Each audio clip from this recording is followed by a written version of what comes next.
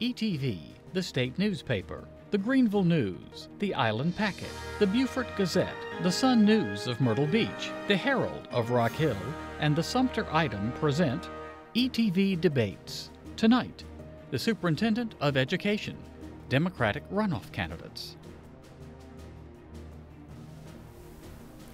Good evening, I'm Jolie Ortiz. Welcome to tonight's runoff primary debates among Democratic candidates for the Superintendent of Education.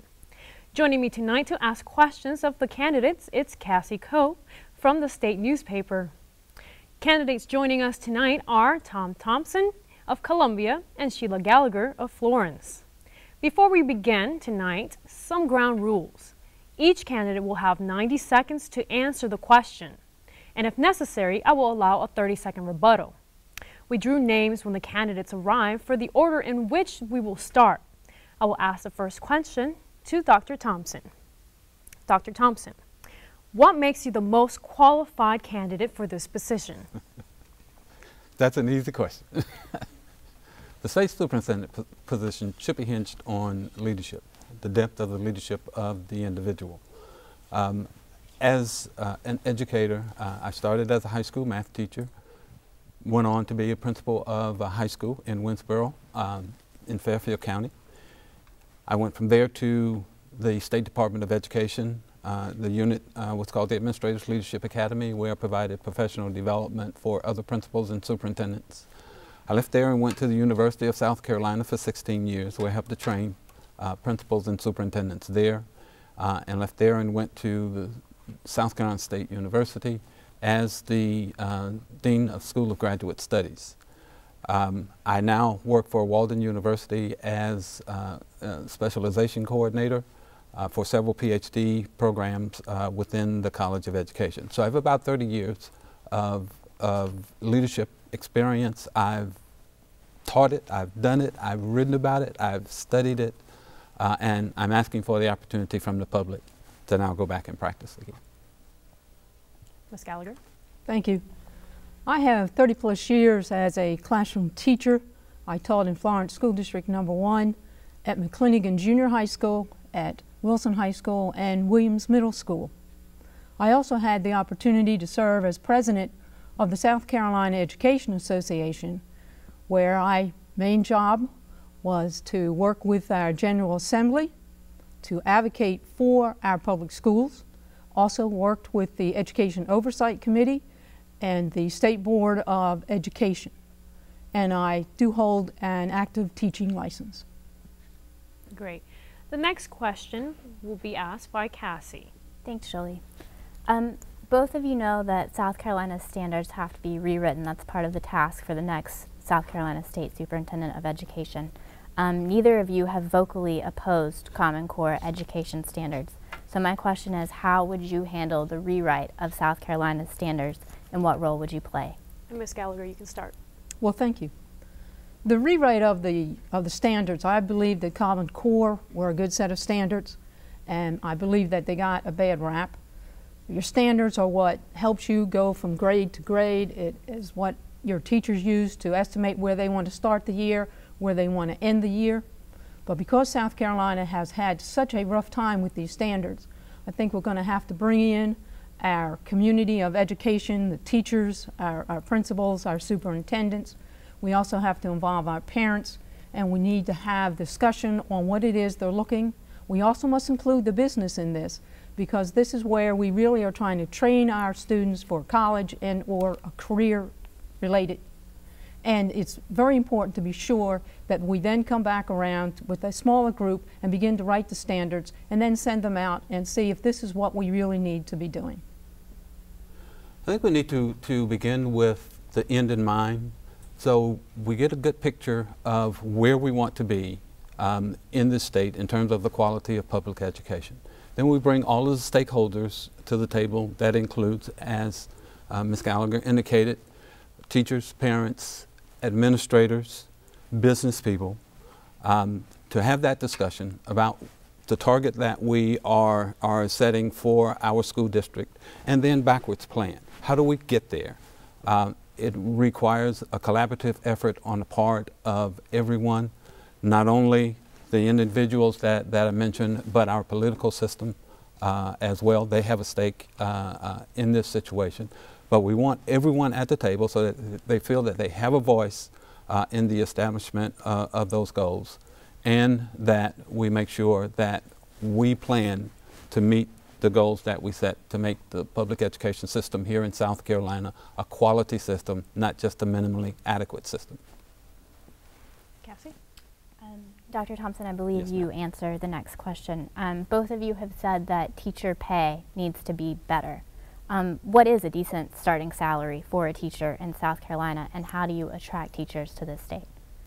Well, I will go on the words of Vincent Shaheen, our gubernatorial candidate. He has made a pledge to raise teacher salary to the Southeastern average. I would agree with that and would work very closely with him to achieve that goal. We attract good teachers by making the teaching profession attractive to teachers. That means that not only do we offer a competitive salary so that they don't have to work 2 and 3 jobs in order to pay the bills that they have, but that they also can enjoy a decent quality of life. Teachers complain a lot about the paperwork. That's something that we will need to take a look at and make sure that we're using the technology that we have available to us to make the job of teaching as efficient and effective as possible. Thank you. Vincent, who will be our candidate for governor, did a good job in the book he wrote looking at education in this state. And the issue will be, how do we get to retain and to attract new teachers into the workforce? And that's going to mean a compensation that is ready for them to come in and see that they will be taken care of, so to speak, that you know you can work your car and you know that you're going to be able to have the heat and air on. But it also is a level of saying to the new people coming in, yes, we believe that this is one of the most important jobs in the state, that yes, we clearly understand if we're going to make classes smaller, then we're going to have to attract more educators to South Carolina in order for that to happen. Ms. Gallagher, what is the most important role of the Superintendent of Education? The most important role for the Superintendent of Education is to be there for the school districts. We work predominantly with and through the Education Oversight Committee, the State Board of Education, but we have to go out to the public and we have to make the case for our public schools. We have to hear from the parents. We have to hear from the business leaders, and we need to hear more specifically from those others in the community who feel they don't have an attachment to the school. And what is a schoolhouse to them? And we've got to be sure that what we are doing is putting out students so that these students will be the best they can be and they can choose a career that they want to choose. That's one of the most important things that the superintendent has to do, and I believe that that is the final say. In addition to overseeing the budget for the state school system, I would agree with Ms. Gallagher that the important role, a critical role for the state superintendent of education is to be an advocate for public education in the state, which is why I like the idea of the superintendent, the state superintendent, being an elected position. We have to work directly with the legislature for funding for public education. It is not in the past been an easy job to do. Having the state superintendent as an elected position puts them on the same level in terms of having to be accountable to the voters for their success, so that the superintendent has an easier job of being the mouthpiece for public education. He or she is the person that has to sell public education to the legislature, to the people, and to all of the stakeholders that are involved and will be involved in public education. That's a critical role. In addition to that, the relationship between the State Department of Education as well as the school districts, the State Department of Education and the school districts in the state is the primary function of the state superintendent, and has to be one that has to be addressed immediately in the state at this point in time. Okay, Cassie has the next question. Both of you have said that school funding is an issue. What exactly is wrong with the way schools are funded currently, and how should they be funded? And Dr. Thompson, you can start. The problem with school funding currently is that we have huge discrepancies in terms of the school districts that we consider to be wealthy districts and those that we consider to be poor districts. That is a problem of our funding approach to public education. We have what's called the base student cost that is calculated to be the cost that it would take to provide, in terms of our Constitution, a minimally adequate education for every child. We need a high quality education for every child. We need to fund, we need to establish that formula at that level and then fully fund that formula. That base student cost has not been funded by our legislature since its inception. Where the districts, when we talk about wealthy districts, where they have the tax base in order to provide the kinds of education that they want their children to have, it's not that big a deal. But when we are talking about small, poor, rural districts that don't have the tax base, not fully funding that base student cost presents a huge burden for them to make up the difference. Thank you. Tom correctly stated and articulated that our problem does have to do with the wealth of the districts. But we also have to look back at the General Assembly because they have not fully funded the formulas that are out there. And so year after year, when you shortchange, you end up finding that schools don't have the ability to increase a teacher's pay. They don't have the ability to change their class sizes. They are not able to do the things that they want to do, that they as a local community might want to do. I think we have to go back to the General Assembly and say once again, Act 388 was a property tax switch for the sales tax. That hurt us. The property tax, as I look upon other taxes, is basically my tithing to the community, and that needs to be changed. We also have to look at the tax exemptions. Now, both of these have happened before, and we keep trying to get the legislature to look at them, and unsuccessfully that has happened. So we've got to be able to find that method out there that's going to work for us so that we can engage our General Assembly to clearly understand what is needed in our schools. Thank you, Ms. Gallagher. This question goes out to you as well.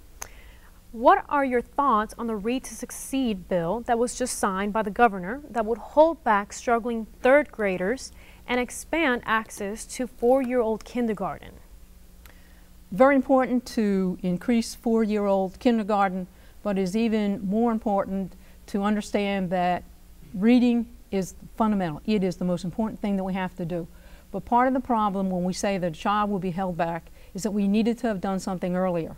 And again, that means we need to increase not just our teaching force, but our educational support professionals as well, so that those children who come to us behind in the beginning, we can make them catch up to where they need to be, so that when they get to the 3rd grade, they no longer are behind, and that they will succeed and they will pass on. That there is nothing greater and more accomplished for a child when they begin to read and look at a book by themselves. So that bill that was just passed is good to the point. I have great hesitation in saying we're going to hold the child back. We need to have done something sooner, and again, that involves funding. I also have mixed feelings about the substance of that bill for similar reasons. Particularly, holding a child back at the 3rd grade level does not guarantee success. In fact, research indicates that failure of a child, holding a child back one time, produces a 50% likelihood that the child won't stay in school.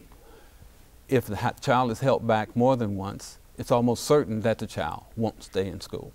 So it is not a good thing for public education in this state to have written in law that a child must be held back in any particular grade simply because he or she is not reading on grade level. What I propose, I like the idea of expanding the 4-year-old program What I propose is an expansion of early childhood education from birth to kindergarten, which means that the public education system will begin to work with parents at the birth of a child to get that child ready for kindergarten. At the same time, we're working with the parent so the parent is ready for the child to be in school. So that if the parent is ready, the child is ready, and the school district is ready, we can take the child to graduation. Thank you, Dr. Thompson. Next question. What is the biggest issue facing students today? And we'll start with you, Dr. Thompson. I think the biggest issue facing students today is determining what their life is going to be. And the reason I say that is that we are constantly bombarding our children with information about who the role models are, what you need to have in order to have a successful life. I think the role of the school district is to provide the types of experiences and a variety of experience to help each child determine what I'm good at, what I like, what I want to do, so that those experiences have to be broad. It's not just looking at a computer or sitting in front of the TV, watching the football and basketball players or watching the singers and give the child the impression that that's what it takes. There are lots of jobs, high-paying jobs that are available behind the scenes, so that as a school district, if we make that type of information available to children and are able to involve them in experiences where they see, here are some things that makes the people out front look good, and I have more control over what's happening out there from behind the scene. I can do that job. I like that job. That job is important. That's what I want to do. Ms. Gallagher? Thank you. I agree totally with Tom on what our students are facing. And I would simply add that today part of the problem for our students has to do with the electronics. There's just too much with the computer and not enough working with the people themselves, their own classmates, as well as working with older adults, learning how to be sure that they are engaged in what they're doing with their younger siblings and their other persons in their schools that they work with. Basically, for our children, some of them have had negative feedback when they've come to, we think of bullying, we think of cyberbullying, and these are issues that are facing them that have to be addressed through the school district as well as through our churches and our communities. Ms. Gallagher, you have suggested that parent-teacher conferences be given the same weight as a jury summons. Can you explain this proposal and why you think it's a good idea? Well, of course I think it's a great idea. I really believe that our parents just don't get to come into our parent-teacher conferences. They are working, and we need some help from the business community that when we are trying to have these conferences, that these parents be released from their jobs and be able to come in to talk with their students. Too many times our parents are still a little hesitant to come to the school, and this might provide more encouragement for them to come in to meet with the teacher and the teachers of their students, as well as to bring their child in to talk about what is happening within that classroom.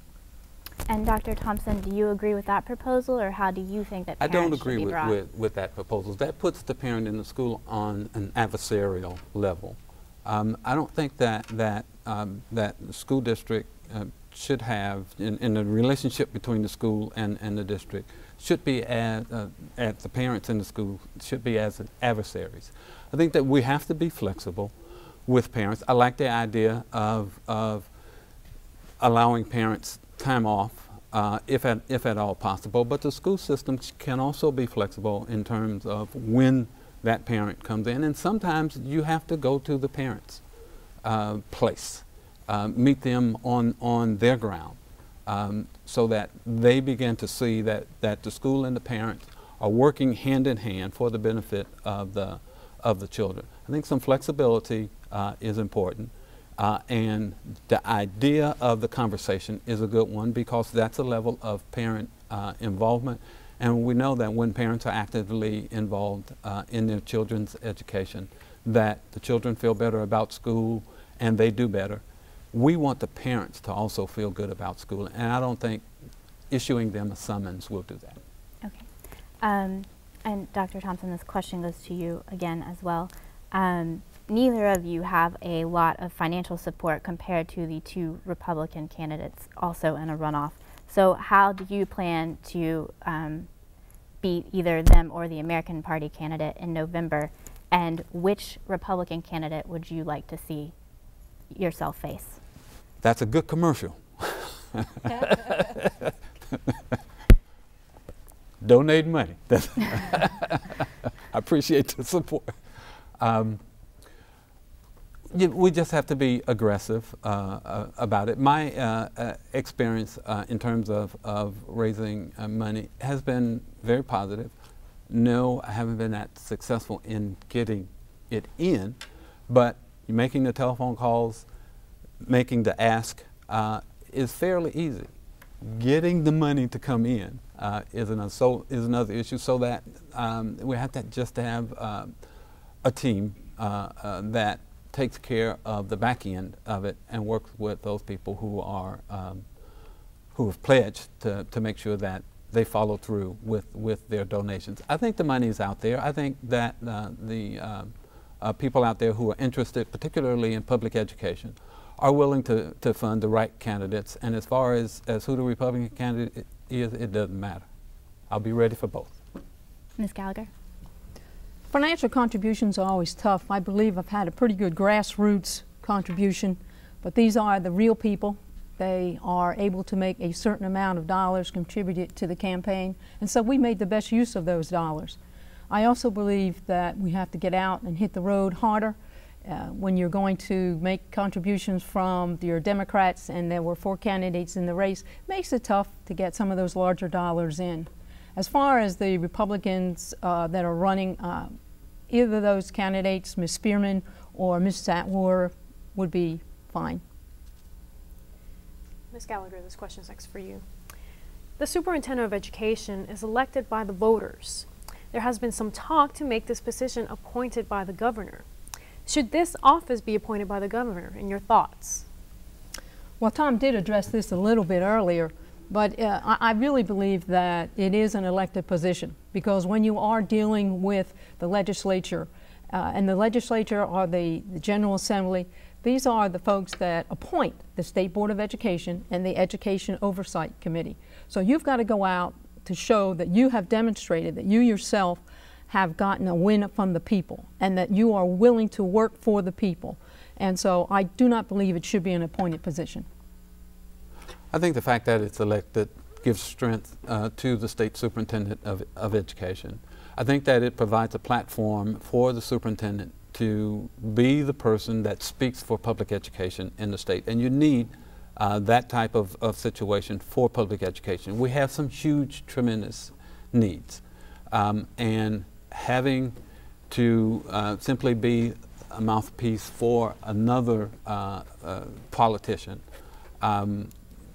compromises the position of the state superintendent. We speak on behalf of the public, we speak on behalf of the children. So it gives us the strength that is needed to say, here are the needs of the public school system without making any apologies for it. It doesn't matter whether it oversees what the state legislature wants to give to public education. Here are the needs, let's figure out a way that we can get those needs met without having to worry about, did I say something that somebody did not want me to say?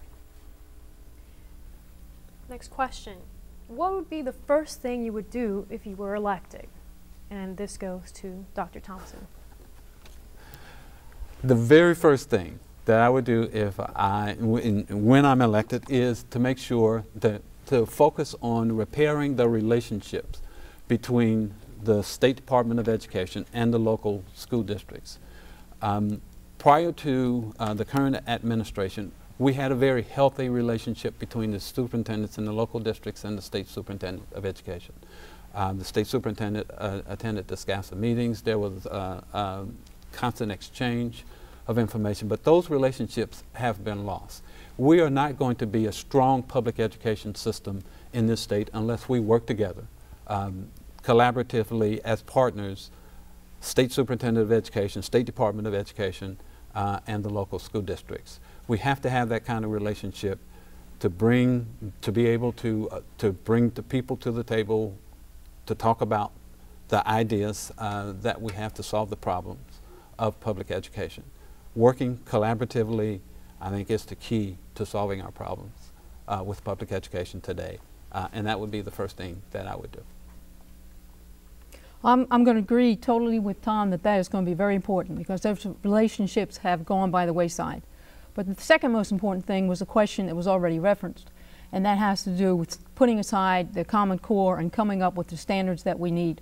The superintendent takes over in January, so we need to work through the spring to get the standards out that we want so that they are ready for the next school year. We have to look at the opportunity that it will give us to make our class size smaller and to work on things that are involved with discipline and how we're going to change discipline and not be throwing students out of school, but rather working with them in other ways. Well, that wraps it up for us. Thank you for joining us tonight. Thanks to all candidates, and thanks to Cassie Cope. Be sure to tune in next time. The runoff elections are being held Tuesday, June 24th. And for everyone at ATV, I'm Jolie Ortiz. Good night.